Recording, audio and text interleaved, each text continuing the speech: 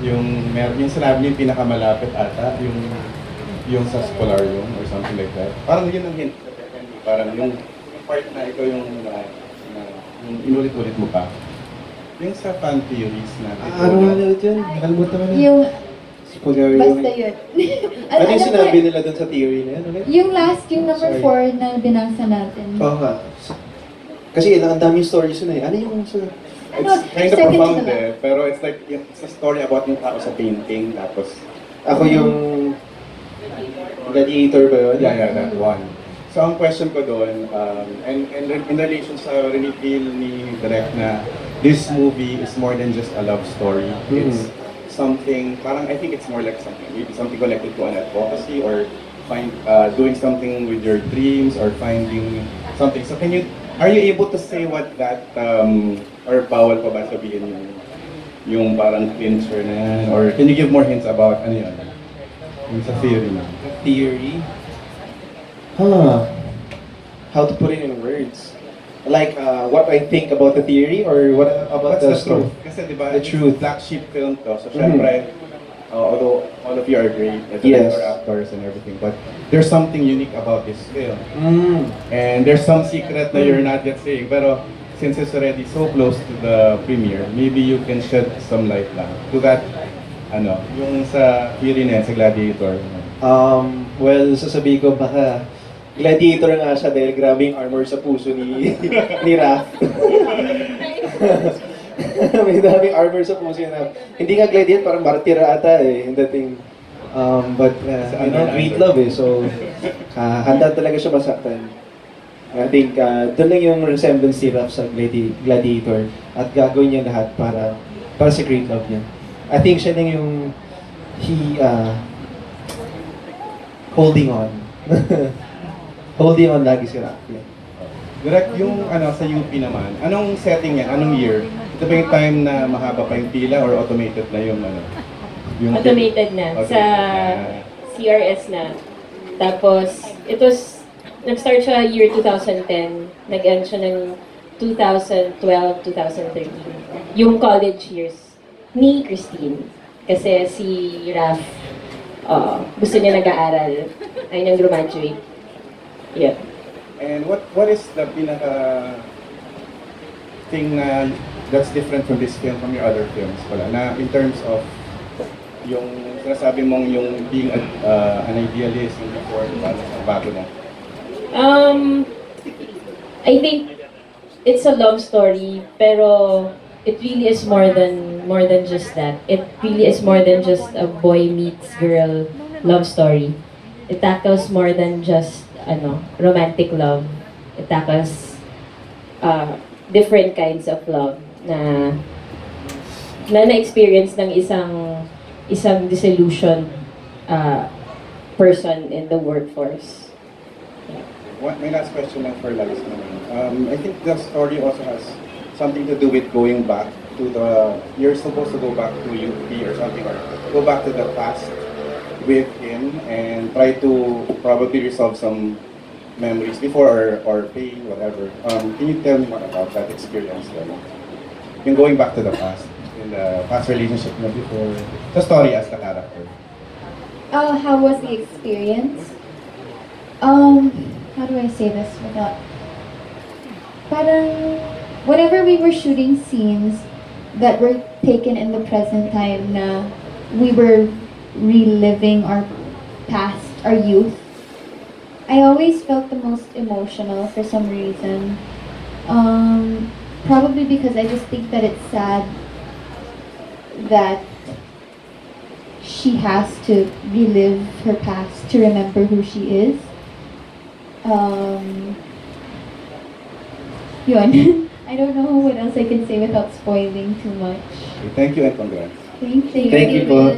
Now, before we go to our last question, kasi guys, di ba Black Sheep is relatively new. Ito pa lang yung 4th movie ng Black Sheep. So, before you accepted the project, ano yung tingin niyo sa Black Sheep noon? What made you say yes to Black Sheep? Kahit na bago pa lang siyang film arm ng Star. I just thought that, they would make, yung naririnig ko lang parang, Black Sheep medyo wasakan nga, sinasabi ng lahat. Well, when I originally read the script, more than Black Sheep, parang it's different. I mean, it's different. It's really it's Black Sheep. So lalo na dun sa ending, parang iba nga yung ending. So I think that's what also made us say yes. Parang we also wanted to try something lalo ending laging may di ba, aabangan. Pero yun, parang I just felt like we wanted to do something different. And it's been 2 years na rin we did do a film, so at least, after 2 years we wanted something fresh. And that's why we also went with Black Sheep. It's very different nga. Let's leave it at that. Different. Yeah, it's different. Hindi formula kapag Different, Black Sheep. yeah, it's Okay. different.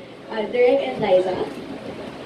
Ang tingin ko po sa Black Sheep before, at first I didn't know like what Black Sheep was talaga because I was only introduced to it 2018 lang din, like that's when I found out about it. So I kind of didn't know much about it, but I knew based on like what people were telling me that it's very different from the way the process of how they make films, and also I think the promotional methods nila is also different. So that's what also made me excited, because I kind of want to try something new also that way. Parang like I said before, I can pick up techniques. Like you use that experience to learn new things. Ibang-iba nga yung promotional materials. Like sa Instagram nyo, di ba nag-post kayo as your character? Yeah, it's super fun. Actually, a lot of people liked it. Yeah. Ano una pa hindi namin gets, talaga bang sila to? Ano to? Tapos, sa film pala. So, na-involve lahat. Direct na net. I worked with Chris Gasman before sa Love You to the Stars and Back. Pero parang I felt that it was parang a prelude to a Black Sheep film that I was gonna do. Kasi yung naging process namin ni Chris and his creative team and even the promo then was really different from yung usual na nakasanayan ko. And so when nagawa na, we would talk about Black Sheep even before siya naging Black Sheep, even before naging ganyan yung logo. Bakit pala logo ng Black Sheep dati? Tsakate. Describe, ano po ba yung logo ng Black Tsaka, Sheep? parang hindi ganyan. Parang Magtawag, parang walang manonood. Oo. So, even before na naging Black Sheep si Black Sheep, napag-uusapan na namin ni Chris yung dreams niya for Black Sheep. We were in the same college. We were both from UP Film. So parang aside from sa akin naman hindi na ma-matter kung kung Black Sheep siya or Star Cinema siya or Cinnamon Originals or lahat naman siya film lang. Pero this is something parang more special kasi parang it's a fruition of what Chris dreamed of.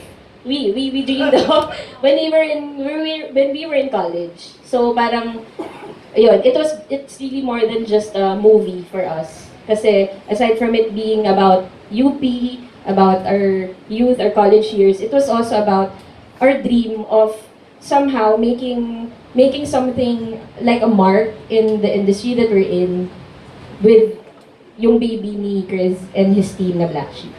You're actually changing a lot of the film's landscape because of Black Sheep. Tulad nung pinagdadaanan nga ng characters nila.